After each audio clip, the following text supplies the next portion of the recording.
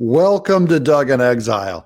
We've already seen a negative ad against Trump, and now we're going to take a negative ad that Trump's PAC did against DeSantis. This, yes, stomach-churning dig at the Florida governor after a report that he ate pudding with his fingers. Ron DeSantis loves sticking his fingers where they don't belong.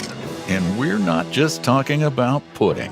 DeSantis has his dirty fingers all over senior entitlements, like cutting Medicare. On the last video, this is why DeSantis did the one defending his reputation with cutting Medicare, saying Trump did it. Here you'll see CNN just come to a conclusion that is an absolute lie. These are quote-unquote super PACs. They're aligned with the candidates. They're not supposed to coordinate with the candidates. But out of the box early, pretty clear, each thinks of the other as the greatest threat. You make an interesting point, and you have the DeSantis side, his allies, saying, wait a minute, we can't take all these punches. We have to respond. And yet they don't say it's not true. The Democrats pointed this out today, and it actually is true, that Donald Trump has consistently said, I won't touch Social Security and Medicare. But every one of his proposals, budget proposals when he was president, did curtail those programs. They got nowhere on Capitol Hill, but he did put it in writing. John Kennedy of Louisiana already exposed Biden has already cut Medicare by 2% in his last bill. They already baked it in. Everyone knows Medicare has to be fixed, so it's not unique for Trump or DeSantis to go in and try and fix it,